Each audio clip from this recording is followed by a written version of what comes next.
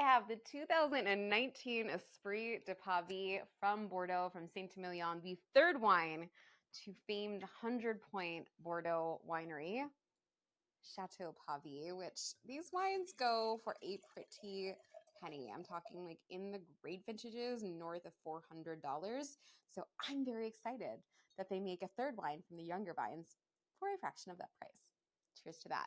A very interesting thing happening in Bordeaux these days. I don't know if you've been reading the news, but Bordeaux has been, it's been going through a difficult moment. And I think that it will definitely come back from that. And it is not indicative of the quality of the wines. It is indicative of its reputation, though, which I think people think of Bordeaux as this very expensive place, this sort of old school. And in some ways, they're not wrong. But in a lot of ways, to me, this is sleeping right now. This is the sleeping giant that in a few years, we're all going to go back and be like, remember when nobody drank Bordeaux? That was weird. I'm telling you, this is going to be a thing. The wines of Bordeaux are so lovely and gorgeous and underrated. And I still think that they are a great, great value despite its reputation for being some of the world's most expensive wines. And I think this is a great representation of that. Château Pavie is actually an estate that wasn't looking so great for a while. It was purchased in 98 and they've really done all the right things to move it back to where it needs to be. And since then, they have gotten a 100-point score. They're beautiful, beautiful wines. Too expensive for me to drink on the regular, but something like this is much more attainable. So let's dive into this wine. We're on the right bank of Bordeaux, which is notoriously known for being predominantly Merlot and Cabernet Franc driven. This is going to be a lot of Merlot in here with a touch of Cabernet Franc as well as a few other of the Bordeaux varietals. On the nose, I mean, it smells like Bordeaux. It's a little bit of a warm vintage. It's a great vintage, but it is a little bit of a warm vintage. And I think that's really showing on the nose. We're getting a little bit more ripeness here than we normally would. I would also like to point out that if you are someone that traditionally loves California Cabernet blends a la Napa Valley or Paso or really anywhere of that ilk, this is a great stepping stone, especially in this vintage and in a wine like this. This is wine that is, Michel Rolland is a consult in this. So there is a generosity of this wine that I think really lends itself to being that stepping stone between old world and new world, or new world and old world, rather. And so when I smell this wine, it definitely smells like Bordeaux. It definitely has that sort of gravelly, minerally, overturned earth, slightly barnyard thing going on. But there's a lot of fruit here, and there's a lot of dark fruit. This is a wine that is leaning in the plummy, blackberry, cassis sort of world.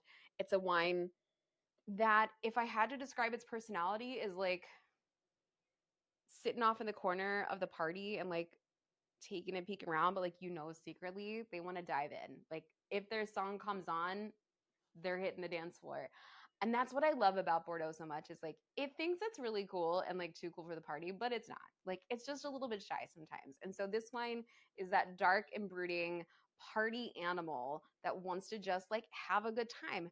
As you smell this wine, look for that sort of emotional quotient. Look for the things in here that feel a little bit more dark and brooding, that really speak to the personality of this wine. I think it will help you. I honestly think it helps me sometimes remember wines that I don't always have an easy time remembering. Let's dive into the palate.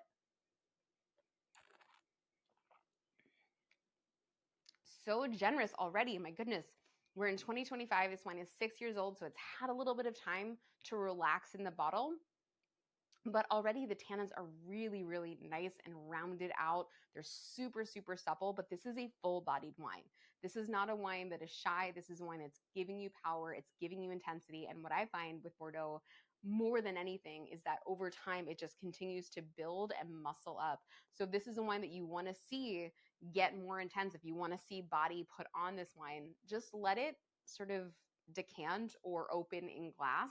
I'm really happy with the temperature of this wine right now. I don't think it's a wine that you need to serve chilled. If you want to pull it out of your cellar or out of whatever wine fridge you have, I think 55 to 60 is a great temperature, but I'm also not mad at this wine a little bit north of that. I'm sitting at about room temp right now. It's doing just fine where it is.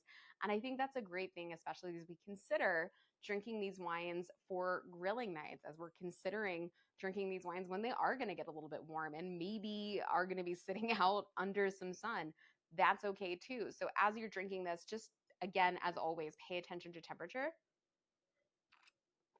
The mouthfeel of this wine is very rich. It's very dense, but it's also very lifted. And I think this is a wine that I would love to serve at a party. I think this is a wine that definitely drinks way more expensive than it actually is. I think if you blinded some people in this wine, they'd be like, yeah, I'd pay like 70, 80 bucks for this. It's not that. And I think it's a wine that really represents what Bordeaux is doing right now, which is these like $30 to $50 wines super, super well. They are crushing the competition. If you look globally across the board, I think this wine really is in a category of its own. It would be hard to touch from other regions. And I'm very excited to be drinking with you guys today. Cheers.